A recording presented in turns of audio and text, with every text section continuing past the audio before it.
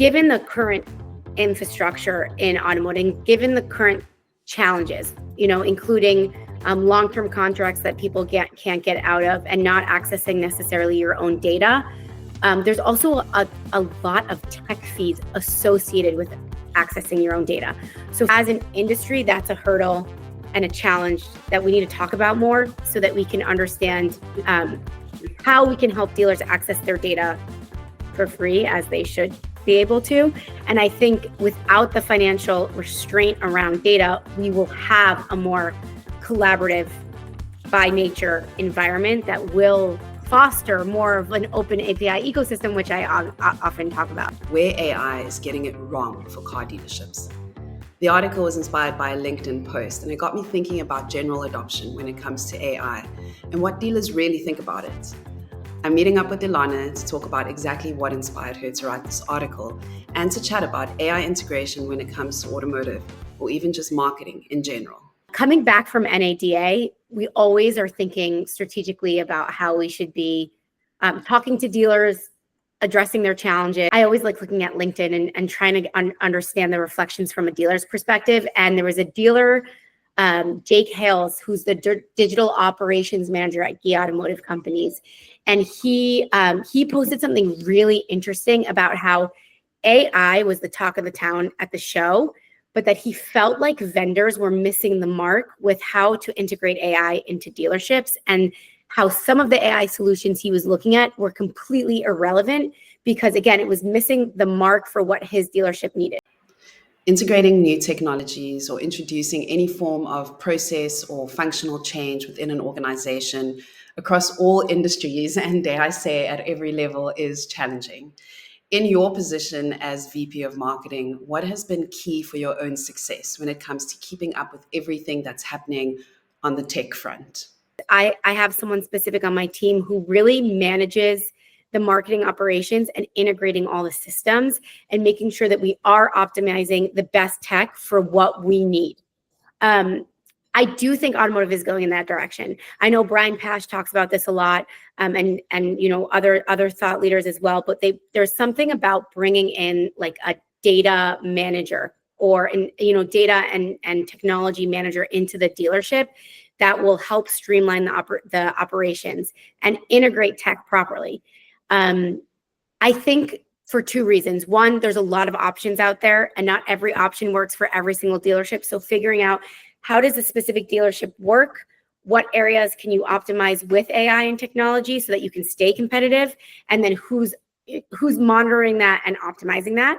And then also getting the best out of it. So once you actually have AI technology, it's great to let it run, but sometimes it's letting it run and then also figuring out how to extract from it and delegate.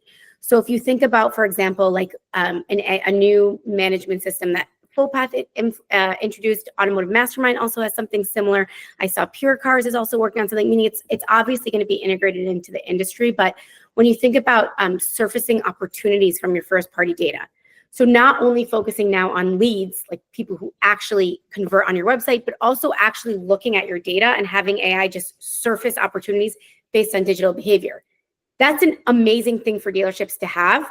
It would be even better if you have a data manager sitting and kind of, sifting through that and delegating to the sales team, delegating to BDC. I agree. And I also think it's about embracing the technology that's not going anywhere, which is sort of, I know you're saying that, but I think even, as marketers, sometimes it's like we're wary or we're nervous or cautious to use something like ChatGPT because we're so used to writing things ourselves. But we should be getting to the point where we're leveraging and embracing and making sure that we have the proper infrastructure to adapt and optimize and personalize whatever ChatGPT or Claude or whatever technology you're using.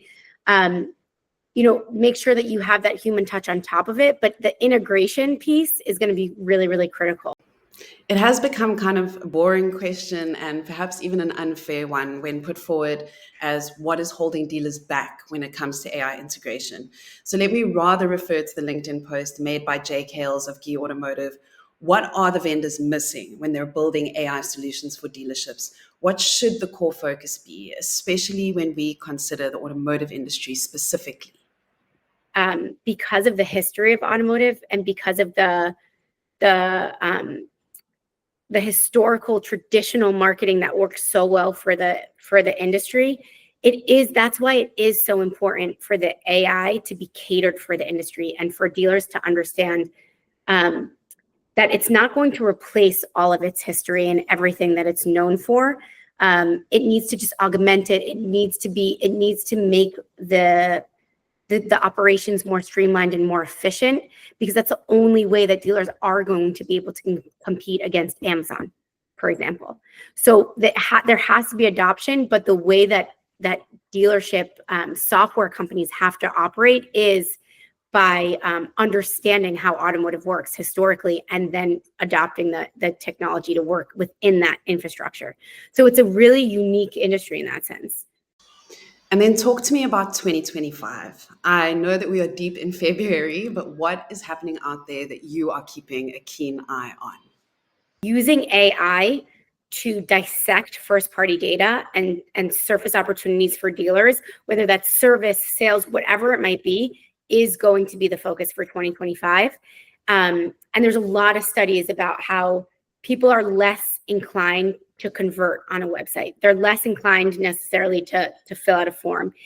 But if you actually have a customer data platform or some kind of marketing software that shows you the entire digital footprint of a shopper, you can actually see known shoppers that probably have a marketing score of like 9 or 10, because they're going to multiple VDPs, they're opening up all your emails, they're clicking on ads, they're doing all the activity to show interest, but they're not necessarily converting on the website. Maybe they'll just walk in the store, maybe they'll call a competitor after they've done their research. So having the AI technology to surface those opportunities for dealers so that they can kind of have like a whole new stream of revenue in their system, I think that's a big focus. And then I also do think AI lead handling will also be a big focus. So once those leads come in, how do you score them so that the low-hanging fruit, goes straight to BDC?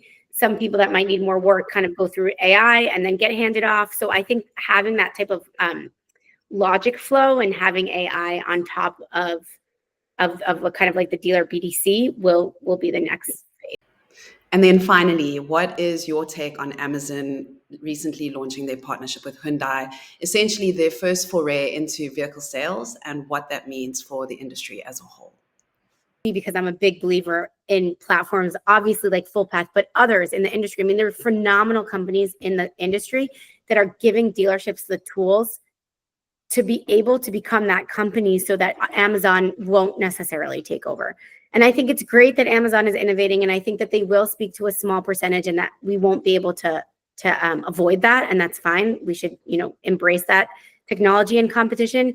But I think as long as dealers are given the chance to compete with the right technology and the right data, so meaning everyone needs to sort of collaborate to make sure that dealers have access to their data and have a cohesive, integrated data set, I think they'll be relevant for a long, long time.